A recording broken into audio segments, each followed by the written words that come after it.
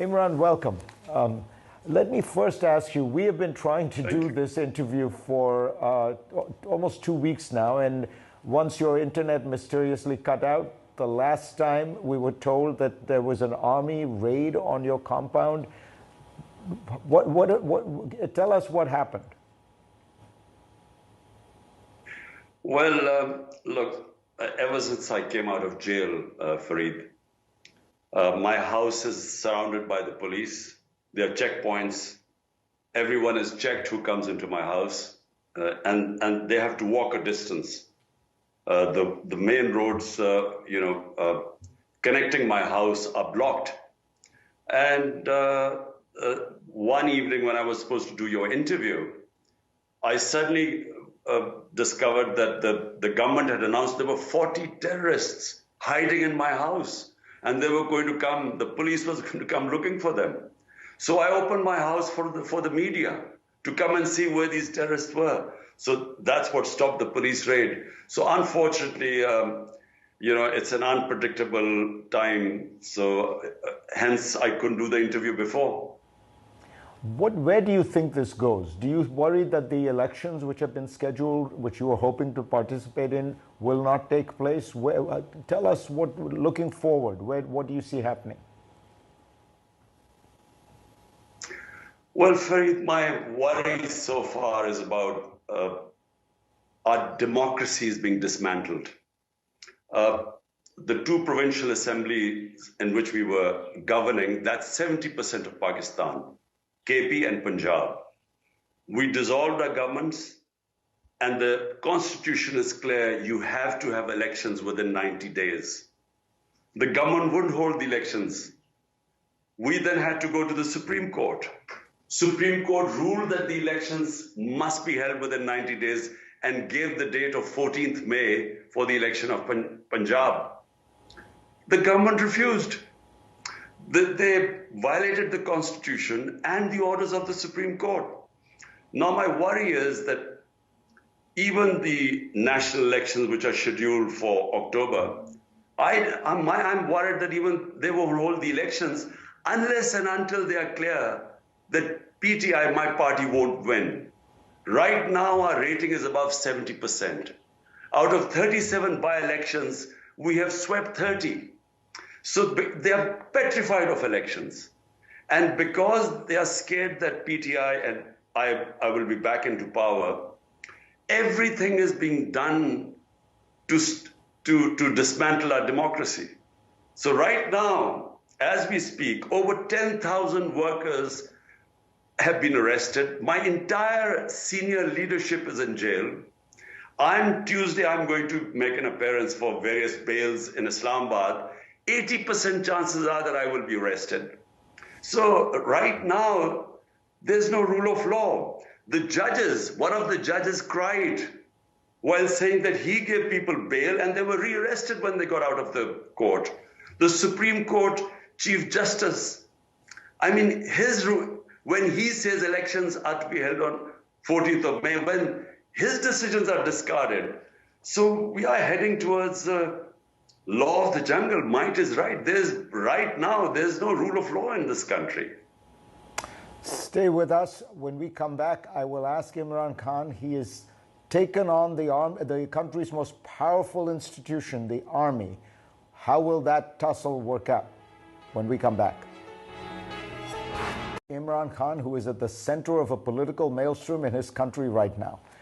Imran, you know how the story goes, that the army was happy to work with you in your first incarnation. In fact, they supported you, but then they found you uncontrollable, and they essentially engineered your ouster, and now you have taken them on openly.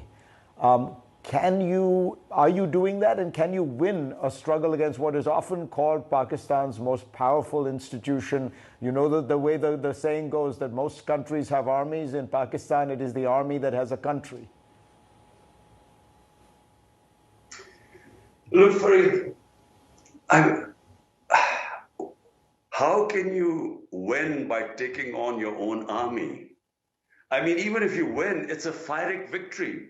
The country loses. Pakistan needs a powerful army. All you have to do is look around the Muslim world and just look at the devastation that is going on there. So I am a firm believer that the country needs a strong defense and needs to be able to defend itself as it did in the war on terror, because we got ourselves into a mess and 80,000 Pakistanis died and the army gave great sacrifices. The problem right now is, first, let me just correct you. I never had a problem with the army.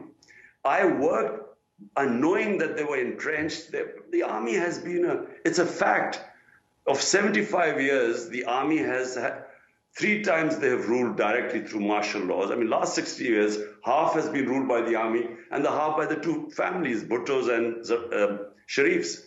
So I was working with them. I was working with General Bajwa.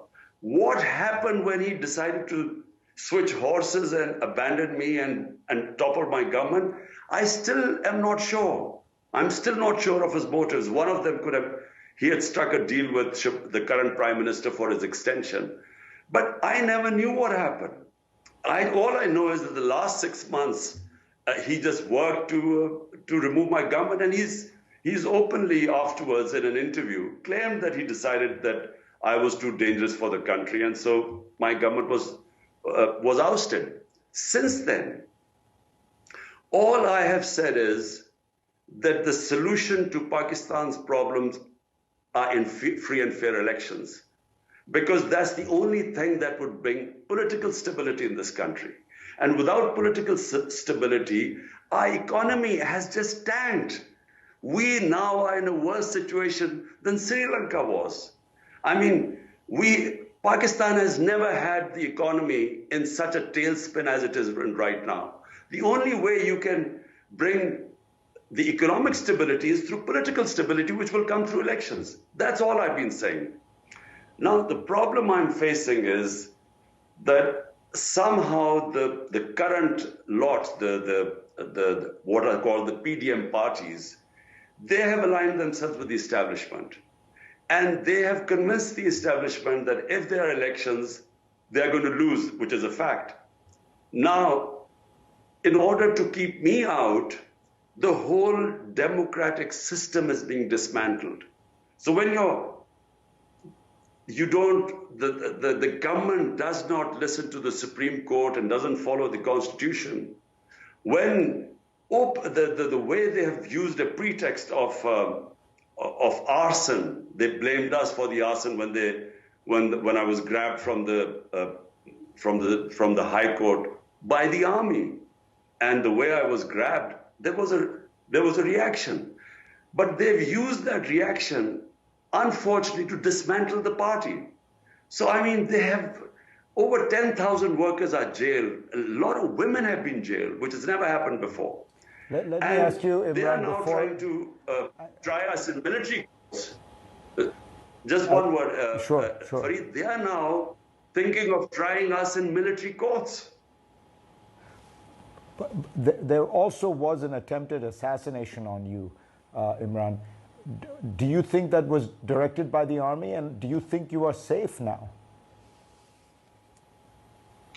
Well, there was, in November 3, there was an assassination attempt, which had preempted, I had predicted, I had been warning that they're going to use this so-called religious fanatic who was going to, kill me. And then just like Salman Taseer, our governor, he was killed by a religious fanatic. So they were going to use that to bump me off. And the reason was that they had lost all the by-elections and the party was getting more and more popular. So I knew that my life was in danger, and I had sort of spoken about it, publicly about it. Then, but subsequently, there was another attempt on my life. I was very lucky to get away. This was on the 18th of March in the judicial complex. There was a perfect trap to have me bumped off. There was one other way which I preempted and already announced, what. So, yes, my life is in danger, because they feel that even if they put me in prison, the popularity of my party is at such a level right now that despite that, they think that they won't be able to stop us winning. Imran Khan, thank you for